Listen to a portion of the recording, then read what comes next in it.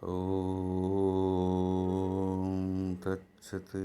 ఓం శృతిస్మృతిపురాణానాం ఆలయం కరుణాలయం నమామి భగవత్పాద శంకరం లోకశంకరం. నమామి భగవత్పాద శంకరం లోకశంకరం. హరి ఓం తత్సత్. వేదాంత బాలబోధలో శరీరత్రయ విచారణలో సూక్ష్మ శరీరాన్ని గురించి చెప్తున్నాడు గురువు శిష్యునికి. ఇక్కడ ఒక సందేహం వెలుబుచ్చబడింది. ఈ స్థూల శరీరం అయితే మనకు ప్రత్యక్షంగా స్తంభం మాదిరిగా కనబడుతోంది, అందువల్ల దీని పట్ల మనకు సందేహం ఏమీ లేదు. మరి సూక్ష్మ శరీరం అని చెప్పారు కదా, ఏది? జ్ఞానేంద్రియాలు 5, కర్మేంద్రియాలు 5, పంచప్రాణములు 5, అంతఃకరణము అని చెప్పారు కదా. ఇవి ఎట్లా ఉన్నాయని తెలుసుకోవాలి. అసలు ఈ లింగ శరీరం అని కూడా అంటారని తెలిసింది. అసలు ఇవి ఉన్నాయని ఎవరు ఎట్లా తెలుసుకోవాలి? అసలు పైన కనపడుతోంది ఇది పెద్ద స్తంభంగా, ఇది స్థూల శరీరం. దీని లోపల ఎక్కడ ఉందని అంటే ఆ సందేహానికి చూద్దాం. లీనం శబ్దాది అర్థం గమయతీతి లింగం. లీనమై ప్రకాశించకుండా ఉండే ఇంద్రియార్థాలు. ఏంటి ఇంద్రియార్థాలు? శబ్ద స్పర్శ రూప రసగంధాదులే. ఇవే కదా విషయాలు. ఇవే మన ఇంద్రియములు వాటితో సంబంధం పెట్టుకుంటూ ఉంటాయి కనుక అవి ఇంద్రియార్థాలు. ఆ ఇంద్రియార్థాలను తెలియజేస్తూ ఉంటుంది. కాబట్టి ఆ ఇంద్రియార్థాలను తెలుసుకోవడానికి ఏదైతే సాధనమో పనిముట్టో దానికి లింగ శరీరం అని పేరు. చూద్దాం. చూడడం, వినడం మొదలైన పనులన్నీ సూక్ష్మ శరీరం ఉంది అని తెలుస్తోంది కదా మనకు. ఈ పనులు స్థూల శరీరమే చేస్తుందేమో అనుకుందాం కాసేపు. సూక్ష్మం కాదు, ఈ చూడడం వినడం అనేది సూక్ష్మ శరీరం యొక్క పని కాదు, ఇది స్థూల శరీరమే చేస్తుందేమో అనుకుందాం. అంటే వాస్తవానికి ఈ చూడడం, వినడము, స్పర్శ తెలుసుకోవడము, రుచి తెలుసుకోవడము ఇవంతా కూడా స్థూల శరీరం చేయలేదు, దానికి చేత కాదు. ఎట్లా? ఇప్పుడు నిద్రపోతున్నాడు, అది నిద్రావస్థ, మూర్ఛావస్థ, మరణావస్థలో నువ్వు అన్నట్టు ఈ స్థూల శరీరం చేసేట్టుగా ఉంటే స్థూల శరీరం అలాగే ఉండదా? మరి గాడి నిద్రపోతున్నాడు, వాడి దగ్గర పోతున్న లడ్డు తీసి పెట్టాం, తిరుపతి లడ్డు, వాడి ముక్కు దగ్గర నోటి దగ్గర వాడు తినాలి కదా, మరి తినడం లేదు. వాడి చెవి దగ్గరికి పోయి గాడి నిద్రలో ఉన్నాడు అనుకో, బాబు 1,00,000 రూపాయలు చిన్నగా గట్టిగా అంటే లేచి నిద్ర లేచాము. అటువంటి గాఢ నిద్రావస్థలో కూడా వాడు ఏమి చేయకుండా ఉన్న శరీరం అలాగే పడి ఉన్నదే. దొంగవాడు చెత్తుకొని కూడా దొంగతనం చేసి పట్టించుకోకుండా ఉందే మరి స్థూల శరీరం. కాబట్టి ఈ జాగ్రత్త అవస్థలో కానీ ఈ స్వప్నావస్థలో కానీ ఈ పనులన్నీ జరుగుతున్నట్టు మనకు అనుభవంలో ఉంది. అందువల్ల ఏంటంటే ఈ స్థూల శరీరం కంటే 17 అవయవాలు, అంటే 5 జ్ఞానేంద్రియాలు, 5 కర్మేంద్రియాలు, 5 పంచప్రాణాలు ప్లస్ మనసు, బుద్ధి, ఈ 17 అని ఒక చోట 19గా చెప్పడం జరిగింది అనుకున్నాం కదా. దీన్ని ఇటువంటిది ఒక లింగ శరీరం ఒకటి ఉంది అని మనం తప్పక అంగీకరించి తీరాలి. సరే, ఇంకా ఒకసారి చూస్తే ఈ సూక్ష్మ శరీరం కూడా తనంతట తనే స్థూల శరీరం లేకుండా ఎప్పుడు ఏ కార్యం చేయడం లేదు, ఏ పని చేయడం లేదు కదా అది. కనుక స్థూల సూక్ష్మ శరీరాలు రెండూ కలిసి ఏమన్నా ఈ చూడడం, వినడం, తినడం లాంటి పనులన్నీ ఉన్నాయే, ఈ పనులన్నీ చేస్తూ ఉన్నాయేమో రెండు కలుసుకొని అని భావించవచ్చు కదా, రెండు కలిసే చేస్తున్నాయేమోనని. అయితే విను కొంచెం. ఇప్పుడు విచారించి చూస్తే ఇది కూడా కరెక్ట్ కాదు. ఎట్లా అంటావా? అగ్ని ఉంది బాబు, ఈ అగ్ని కట్టెలను ఆశ్రయించి ఉంది. మండడం, కాల్చడం, ఈ పచ్చడి చేయడం, అన్నం వండడం ఇదంతా కూడా అగ్నే చేస్తోంది, అగ్నిని ఆశ్రయించి. కట్టెలు లేని సమయంలో ఆ పనులను అగ్ని చేస్తున్నదా? చేయడం లేదు, అంతే కదా. మరి అట్లా అయినప్పటికీ మనమేమంటున్నాం? మండడం, కాల్చడం, వండడం ఈ పనులన్నీ అగ్నియే చేస్తున్నది అంటున్నాం. కానీ కట్టెలు చేస్తున్నాయి అంటున్నామా? కట్టెలు చేస్తున్నాయి అనలే. అలాగే ఈ అగ్ని వంటి సూక్ష్మ శరీరము కట్టెల వంటి స్థూల శరీరాన్ని ఆశ్రయించి మండడం, వండడం, చూడడం మొదలైన పనులంతా చేస్తున్నది అని మనకు అర్థమవుతుంది కదా. కాబట్టి అంటే ఏంటి? అక్కడ ఈ స్థూల శరీరము ఏమీ చేయడం లేదు, సూక్ష్మ శరీరమే చేస్తున్నట్టు కనిపిస్తూ ఉంటుంది మనకు. కాబట్టి ఈ రెండు ఈ కనిపించలేదు, సూక్ష్మ శరీరం అన్నది కనిపించలేదు అనే సందేహం నువ్వు పెట్టుకోని అవసరం లేదు బాబు శిష్య. కాబట్టి సూక్ష్మ శరీరం ఉంది, అసలు ఇదే, దీన్నే మనం యాతనా శరీరం అంటాం. ఒక మనిషి చెల్లించాలన్నా, అసలు ముఖ్యంగా చనిపోయిన తర్వాత ఆయా లోకాలకు పోతుందన్నా స్థూల శరీరం వెళ్ళదు కదా, అది ఇక్కడనే బూడిదైపోతుంది. మరి ఏం పోతుంది ఇక్కడికి? సూక్ష్మ శరీరమే కారణ శరీరాన్ని వెంట పెట్టుకొని ఆయా లోకాలకు వెళుతుందండి. మళ్ళీ అది తిరిగి వచ్చి రుణానుబంధ రూపేణ పశుపత్ని సుతాదయ అన్నట్టు మళ్ళీ ఆ సూక్ష్మ శరీరము జన్మకు వచ్చేటప్పుడు కూడా స్థూల శరీరంలో ఇక్కడికి దూరిపోతుందంట. అంటే సూక్ష్మ శరీరమే స్థూల శరీరాన్ని తన ప్రారంభ విశేషాన్ని బట్టి తయారు చేసుకుంటుందంట. ఉన్నది అదే తెలియగా నీకు స్థూల శరీరం వెళ్ళేది ఇది ఒక మొద్దు. కాబట్టి ఆ సందేహాన్ని ఏం ఉంచుకోవకు. ఇప్పుడు ఇంకొంత విశేషం చెప్తా చూడు. ఈ శరీరం, ఈ సూక్ష్మ శరీరం నువ్వు కాదు, ఇది నీది కాదు. మరి ఎవరిది అంటే అపంచీకృత పంచభూతాల యొక్క కార్యం. ఇది ఇలా తయారు కావాలంటే ఈ సూక్ష్మ శరీరం పంచతన్మాత్రలు పంచీకరణ కాక ఉండేటువంటి ముందు ఉన్నాయే అపంచీకృతంగా, అవి కారణం. ఈ సూక్ష్మ శరీరం ఇలా తయారైంది. ఏదైతే ఈ లింగ శరీరం నేను కాదో, ఎప్పుడైతే లింగ శరీరం కాదు, ఇక కర్తృత్వ భోక్తృత్వాలు ఇవన్నీ ఎవరి ధర్మాలు? ఇవంతా సూక్ష్మ శరీర ధర్మాలే. సుఖమని దుఃఖమని ఎవరి ధర్మాలు? సూక్ష్మ శరీర ధర్మాలే. ఇవి నీవు కాదు. కాబట్టి నీవు లింగ శరీరానివి కాదు. ఈ లింగ శరీరాన్ని కూడా నువ్వు తెలుసుకుంటూ ఉన్నావు. ఇక ఈ విషయంగా శాస్త్రం ఏం చెప్తున్నదో చూద్దాం. కఠోపనిషత్తులో ఒక మాట ఉన్నది, ఆత్మానం రథినం విద్ధి శరీరం రథమేవతు బుద్ధింతు సారథం విద్ధి మనఃప్రగ్రహమేవచ.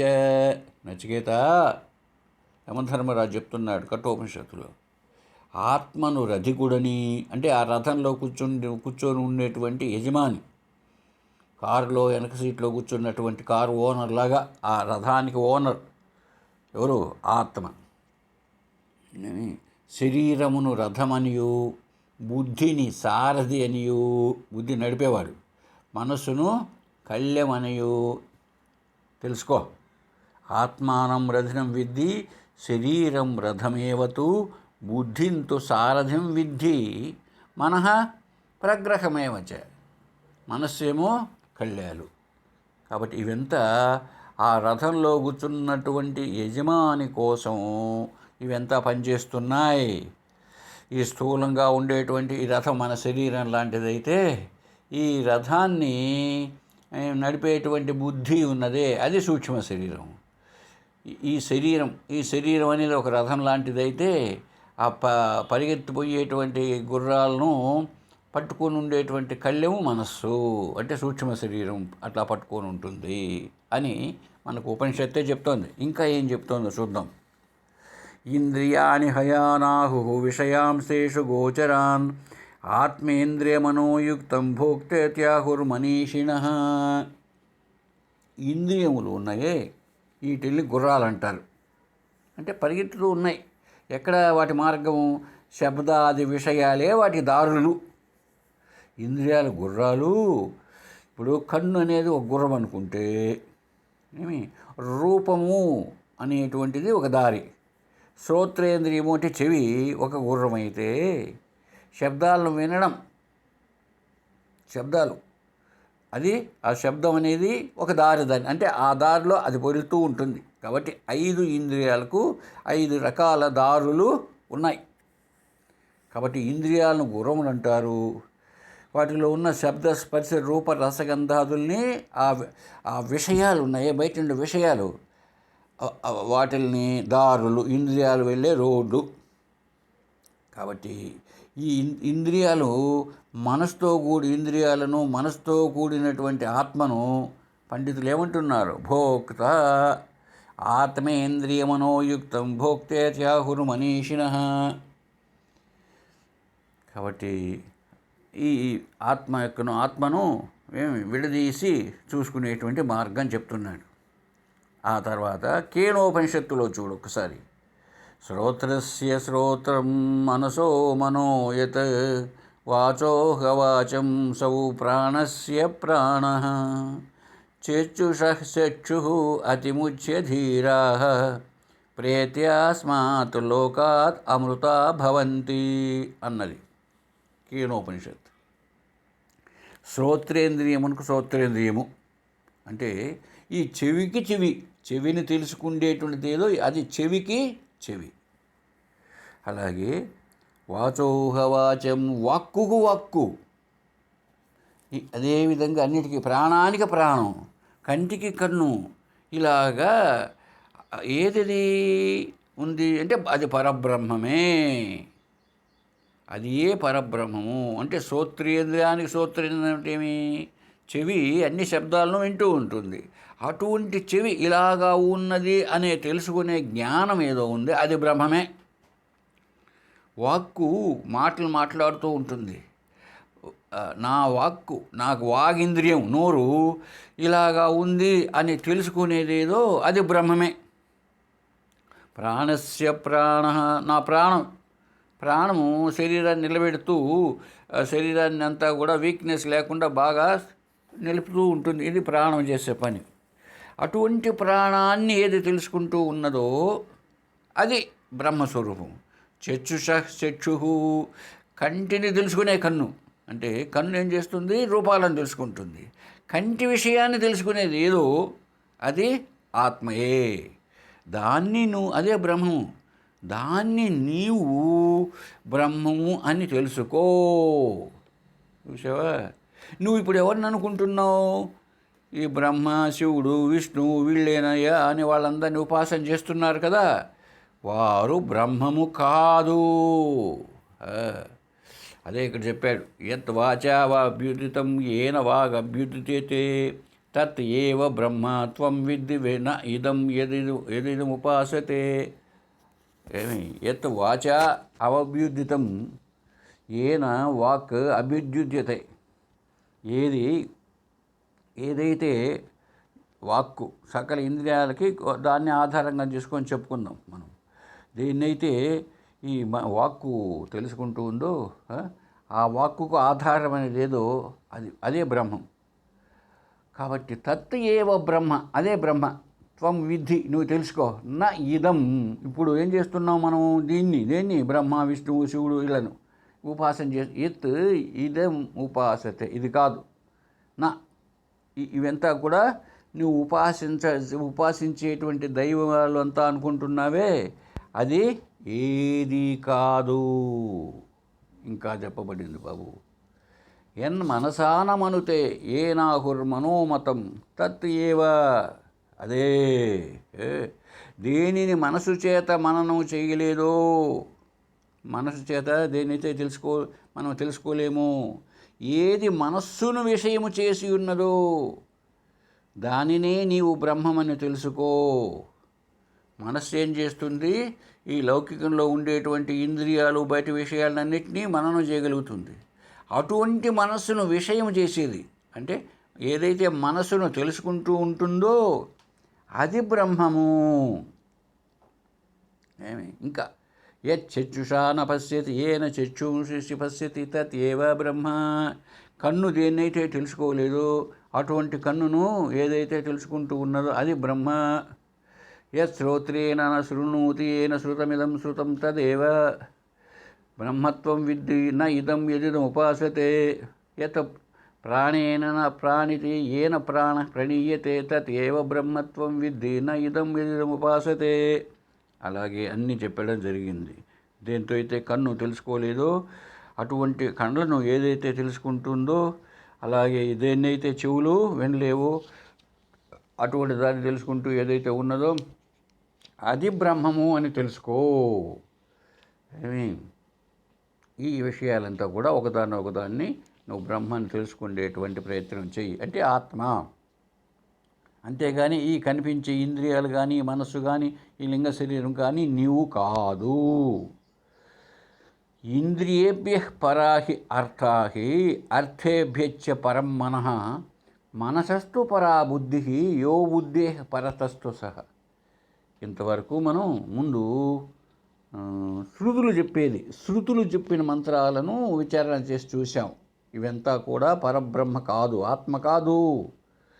ఈ కండ్లను తెలుసుకునేది ఏదో అది, చెవులను ఏది తెలుసుకుంటూ ఉందో అది, అంటే ఇంద్రియాలను తెలుసుకునేది లేదా మనస్సును తెలుసుకునేది. అంటే ఏంటి అర్థం?